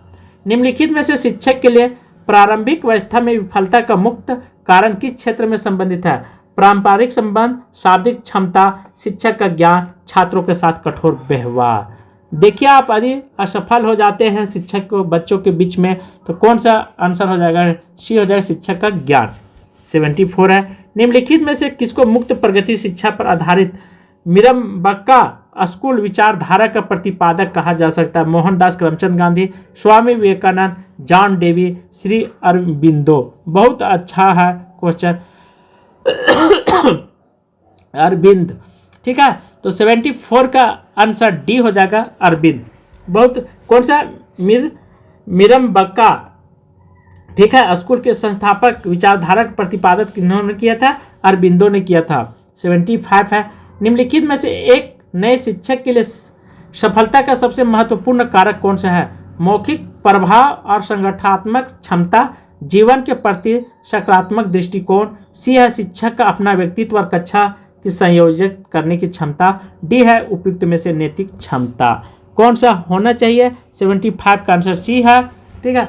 76 निम्नलिखित में से उच्च शिक्षण संस्थानों में कार्यरत शिक्षक के लिए खाली समय में करने के लिए सबसे अच्छा विकल्प कौन सा है? शिक्षक कक्षा में आराम करना, पुस्तकालय में प्रतिक्रियाएं पढ़ाना, प्रशासनिक कर्मचारियों से बातचीत, अनुसंधान करना। तो 76 का आंसर डी हो जाएगा, अनुसंधान करना। ठीक है, तो इस तरह से आज हमने बहुत सारे क्वेश्चन आपके सामने रख रहा हूँ। बहुत अच्छा क्वेश्चन है, जरूर आंसर देंगे। 77 है टाइलर मॉडल के अनुसार निम्न में से पाठ्यक्रम के मुख्य घटक कौन से हैं? उद्देश्य और विषय सामग्री शिक्षण मूल्यांकन। बी है उद्देश्य शिक्षण अनुभव और अनुभव का प्रभावी संगठन लक्ष्य का सत्यापन। सी है शिक्षा का उद्देश्य पाठ सामग्री को व्यवस्थित करना प्रशिक्षण प्रतिपुष्टि। डी है विषय सामग्री शिक्षण अधिगम। तो 77 का आंसर जो है बी हो जाएगा, उद्देश्य शिक्षण अनुभव को प्रभावी संगठन करना। 78 है अनुभवी शिक्षकों को एक विषय विस्तृत योजना तैयार करने की आवश्यकता नहीं होती है, क्योंकि वे इसकी सहायता के बिना ही अधिक प्रभावी ढंग से सिखा सकते हैं। बी कक्षा में सिर्फ कुछ ही जिज्ञासु छात्र होते हैं। सी शिक्षकों के छात्रों से एक प्रकार की चुनौती को सामना कम से कम होता है। जैसे ही वे अनुभव से विशेषज्ञता प्राप्त कर लेते हैं वे इसका संक्षिप्त प्रारूप तैयार कर सकते हैं। आंसर हो जाएगा 78 का डी। बहुत अच्छा क्वेश्चन है, आप सभी लोग जरूर देंगे। 79 है निम्नलिखित में से कौन सा कथन एक आदर्श शिक्षक के विशेष अभिलक्षणों का दर्शाता है? कक्षा में पाठ्यक्रम को पूर्ण करवाता है। बी है अधिगम के छात्रों की सहायता करता है। सी है एक मित्र दार्शनिक और मार्गदर्शक की भांति व्यवहार करता है। डी है एक कठोर अनुशासक की भांति व्यवहार करता है। तो 79 का आंसर आप खुद दे लेते हैं तो अच्छी बात है। आंसर सी हो जाएगा, एक मित्र दार्शनिक मार्गदर्शक की भांति व्यवहार करना, ये शिक्षक का कर्तव्य होता है। 80 है, निम्नलिखित में से किन कारणों की वजह से शिक्षा का क्षेत्र संघर्षों और प्रतियों के भ्रांतियों से घिर चुका है? व्यक्ति परक व्याख्या, समस्याओं के निदान के लिए कठोर वैज्ञानिक जांच का अभाव, सी है अच्छी शिक्षण विधि का अभाव, डी उपयुक्त सभी। आंसर हो जाएगा बी। ठीक है, ध्यान रखेंगे, समस्याओं के निदान के लिए कठोर वैज्ञानिक जांच का अभाव करना। 81 है, निम्नलिखित में से एक शिक्षक को पाठ योजना के परिचयात्मक अंश में छाया से क्या अपेक्षा रखनी चाहिए? मतलब परिचयात्मक अंश से छात्र से क्या अपेक्षा रखनी चाहिए? अभी हस्तांतरित कार्य, अभी क्षमता विकसित करना, ध्यान आकर्षित करना, कौशल विकसित करना। क्या होना चाहिए 81 का? सी होगा आंसर, ध्यान आकर्षित करना। 82 है, प्रौद्योगिकी के विकास को ध्यान में रखते हुए भविष्य में एक शिक्षक की क्या भूमिका होनी चाहिए? जानकारी प्रदान करना, नई पाठ्य पुस्तकों को विकसित करना, छात्रों का मार्गदर्शन करना, शिक्षण में इंटरनेट का प्रयोग करना। 82 का आंसर सी हो जाएगा, छात्रों को मार्गदर्शन प्रदान करना। 83, निम्नलिखित में से कौन सा शिक्षण अधिगम का स्तर नहीं है? विभेद स्तर, अस्मितीय स्तर, चिंतनशील स्तर, बोध स्तर। तो 83 का आंसर ये हो जाएगा, विभेदन स्तर। 84 है, शिक्षण उद्देश्यों के आधार पर किए गए ब्लूम वर्गीकरण में विभिन्न ज्ञान क्षेत्र है। निम्नलिखित में से कौन सा संज्ञात्मक ज्ञान क्षेत्र के विषय क्षेत्र में आता है? विचार, भावनाएं, कौशल, उपयुक्त सभी। 84 का आंसर यह हो जाएगा, विचार। 85, निम्नलिखित में से महापुरुष द्वारा एकीकृत प्रयोग की अवधारणा को प्रतिपादित किया गया है? श्री अरबिंदो, बी है महात्मा गांधी, सी है स्वामी दयानंद, डी है स्वामी विवेकानंद। आंसर जो होगा 85 का ये हो जाएगा। इससे पहले भी अरबिंदो का नाम आया था। बहुत अच्छा क्वेश्चन है। 86 है, शिक्षण के स्तर को कैसे ऊपर उठाया जा सकता है? अच्छे शिक्षकों की नियुक्ति से, स्कूलों में भौतिक सुविधाएं उपलब्ध करवाना चाहिए, सी है परीक्षा प्रणाली में सुधार करना चाहिए, डी है स्कूल में कंप्यूटर को उपलब्ध करवाना चाहिए। तो आप एक अच्छे ठीक है शिक्षा को कैसे स्तर को ऊंच करेंगे या ऊपर ले जाएंगे, ये आंसर हो जाएगा। ठीक है, अच्छे शिक्षकों को नियुक्ति में लाने के लिए जरूरत है। जब अच्छे शिक्षक हो जाएंगे तो हर तरह की वहाँ पे गुण आ सकते हैं स्कूल में। 87, निम्नलिखित में से आज के शिक्षक को कक्षा शिक्षण को प्रभावी ढंग समायोजित करने के लिए किस कौशल की आवश्यकता है? प्रौद्योगिकी का ज्ञान, शिक्षण अधिगम में प्रौद्योगिकी का ज्ञान, 3rd है शिक्षार्थियों की आवश्यकताओं का ज्ञान, 4 है शिक्षण सामग्री में दक्षता। तो 87 का आंसर कूट में दिया हुआ है। क्या है? कूट में। आंसर हो जाएगा सी। ठीक है, 3, 2, 4 सही है। इन बिंदुओं का आपको ध्यान रखना है। 80 है, एक शिक्षक का मूल कर्तव्य क्या? छात्रों के बौद्धिक स्तर को बढ़ाना, छात्रों के भौतिक स्तर में सुधार, सी है छात्रों के बहुमुखी विकास में सहायता करना, डी है छात्र मूल प्रणाली को आत्मसात करना। आंसर सी, छात्रों के बहुमुखी विकास करना, ये शिक्षक का मूल कर्तव्य होनी चाहिए। 89 है, निम्नलिखित में से कौन सा अच्छे शिक्षक को सबसे अधिक महत्वपूर्ण गुणवत्ता है? समय पालन, सत्यवादिता, बी है सामग्री में श्रेष्ठ प्रदान करना, सी है सामग्री में श्रेष्ठता प्रतिक्रियाशील, डी है सामग्री में श्रेष्ठतम सामाजिक वृत्ति का होना। 89 का आंसर डी हो जाएगा, सामग्री में श्रेष्ठता और सामाजिक वृत्ति को प्रदान करना। 90, एक शिक्षक का शिक्षण संस्था में समायोजन का प्राथमिक दायित्व निम्नलिखित में से किसका बनता है? छात्र का, प्रधानाचार्य का, स्वयं शिक्षिका का, समुदाय का। 90 का आंसर सी हो जाएगा, स्वयं शिक्षक का। 91, निम्नलिखित कथनों में से कौन सा कथन सत्य है? पाठ्यक्रम पाठचर्या का एक संकलन है, बी है पाठचर्या सभी शिक्षण संस्थाओं में एक ही है, सी है पाठचर्या में औपचारिक अनौपचारिक शिक्षण दोनों शामिल है, डी है पाठचर्या में मूल्यांकन विधि सम्मिलित नहीं होता है। आंसर 91 का आप खुद दे सकते हैं, ये पाठचर्या का एक संकलन होना चाहिए। 92 है, एक अच्छे शिक्षक में सबसे महत्वपूर्ण गुण क्या होना चाहिए? विषय का अच्छा ज्ञान होना चाहिए, अच्छा संचार कौशल होना चाहिए, छात्रों के कल्याण के प्रति चिंतित होना चाहिए, प्रभावी नेतृत्व होना चाहिए। ये क्वेश्चन रिवीज किया है, ठीक है, रिवीजन किया है, तो विषय का अच्छा ज्ञान होना चाहिए। 93 है, एक संसाधन शिक्षक के शिक्षण में आने वाली सबसे महत्वपूर्ण चुनौती क्या होती है? विकलांग बच्चों की पहचान और उनका आकलन करना, सामान्य लोगों और माता पिता मित्र समूह का संवेदीकरण करना, सी है संसाधन कक्षा की स्थापना और सहायक उपकरणों की आपूर्ति, डी है शिक्षण के साथ पाठ्यक्रम की गतिविधियाँ। तो 93 का आंसर आप दे सकते हैं तो दे ले, आंसर हो जाएगा डी, शिक्षण के साथ पाठ्यक्रम में गतिविधियाँ करना। 94 है, राष्ट्रीय शैक्षिक अनुसंधान और प्रशिक्षण परिषद की स्थापना किस वर्ष की गई थी? मतलब एनसीईआरटी का फुल फॉर्म पूछ रहा है, ठीक है। एनसीईआरटी का स्थापना कब हुआ था? बहुत अच्छा क्वेश्चन है। 94 का आंसर ये हो जाएगा, 1961 में एनसीईआरटी की स्थापना की गई थी। अधिगम प्रक्रिया के निम्नलिखित चरणों में से कौन सा उपयुक्त क्रम नहीं है? अभिप्रेरणा, बाधा, अनुक्रिया, लक्ष्य। तो कौन सा नहीं है? आंसर डी हो जाएगा, लक्ष्य, ठीक है।